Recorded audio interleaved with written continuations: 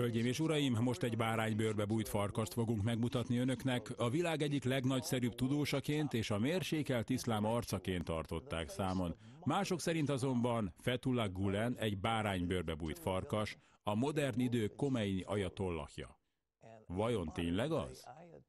És mit keres itt a Pocono-hegységben?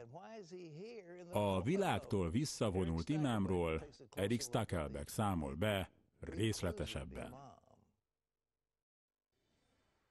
Kezet rázott a pápával, és elnyerte egy amerikai elnök dicséretét. Ön hozzájárul a tolerancia és a vallások közötti párbeszéd népszerűsítéséhez, amit Fethullah Gülen inspirált. Fethullah Gülen története egy török kisvárosból egy saját nevével fémjelzett több milliárd dolláros iszlám mozgalomhoz vezet. Annak ellenére, hogy csak az általános iskolát végezte el, ez a török imám világszerte 5 millió hívőt vezet, akik Hoca Efendinek, vagyis tanítómesternek nevezik. Mi ennek a programnak a célja? Mi ennek a több milliárd dolláros költségvetésű mozgalomnak a célja? Ezt a kérdést sokan felteszik. Gülen állítása szerint az iszlám mérsékelt szárnyát képviseli, ami összeegyeztethető a modern világgal. A vallások közötti párbeszédet és a tudományok fontosságát hangsúlyozza. Egy CBN Newsnak nyilatkozó szakértő szerint azonban mindez sokkal többről szól. Ez nem csak egy vallási mozgalom, hanem a Fethullah Gülen mozgalom. Ők is így hívják magukat. Nevezhetnénk ezt akár kultusznak, vagy erősen személytisztelő mozgalomnak. Ariel Cohen közel-kelet szakértő behatóan tanulmányozza a Fethullah Gülen mozgalmat. Amiről ő beszél, az nem egyszerűen a vallás vagy egy saria állam, hanem, ahogy nevezi, az új iszlám világrend. Cohen szerint az amerikai kormány néhány tagja helyesli Gülen követőinek támogatását, hogy így szálljanak szembe az Al-Qaidával és más dzsihadista csoportokkal. Az ötlet ugyanaz, mint amikor azt mondják, hogy jó kapcsolatokat kell ápolnunk a muzulmán testvériséggel, ugyanis azt gondolják, hogy ők főáramú iszlamisták.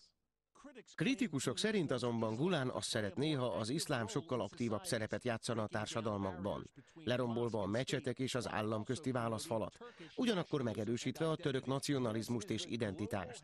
Ez a Fethullah Gülen mozgalom globális központja. Maga Gülen is itt lakik, egy igencsak tágas 10 hektáros földön.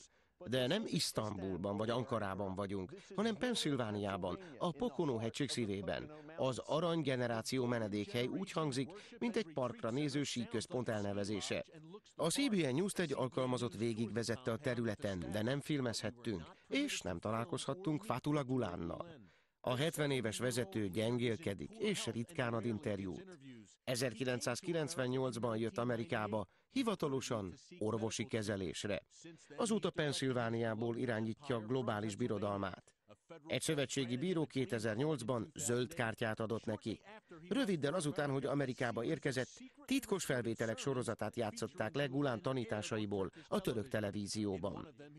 Az egyikben azt mondta követőinek, úgy kell beépülnötök a rendszer főáramlatába, hogy senki ne vegye észre, hogy ott vagytok, amíg el nem éritek az összes erőközpontot. Meg kell várnotok, amíg teljesen felkészültök, és a körülmények is megérettek arra, hogy a vállunkra vegyük és hordozzuk az egész világot. Meg kell várnotok az időt arra, amikor minden államhatalom és valamennyi török alkotmányos intézmény a ti oldalatokra áll. A felvételek lejátszását követően a török hatóságok azzal vádolták meg Gülent, hogy megpróbálja megdönteni Törökország szekuláris kormányát.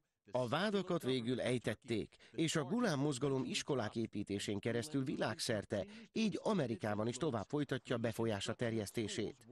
25 különböző államban mintegy 125 Gülen alapította iskola található. Ez a philadelphiai Gülen iskola 3 millió dollárt kap évente az adófizetők pénzéből. Az oktatási rendszeren keresztül működnek, a legfőbb eszközük a gyermekek tanítása. A Gülen alapította iskoláknak nem körzeti nevük van, hanem például Igaz Világosság Tudományakadémia. Fő erősségük a matematika és a természettudományok. Sok tanár Törökországból származik. A szövetségi hatóságok vizsgálatot folytatnak amiatt, hogy gyanújuk szerint az alkalmazottak egy része fizetésének egy hányadát visszafizeti a Gülen mozgalomnak.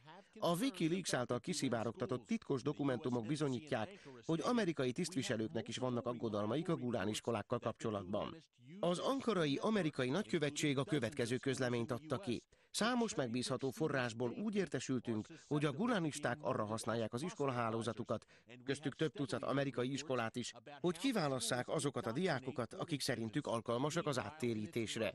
Folyamatosan azt halljuk, hogy ezek az iskolák átnevelik diákjaikat. Törökországban a mozgalom egyre növekszik, a rendőrségi erők 70%-át pedig állítólag már a gulanisták teszik ki, akik elkötelezettek tanítómesterükkel szemben. Eric Stakelbeck, CBN News, Saylorsburg, Pennsylvania.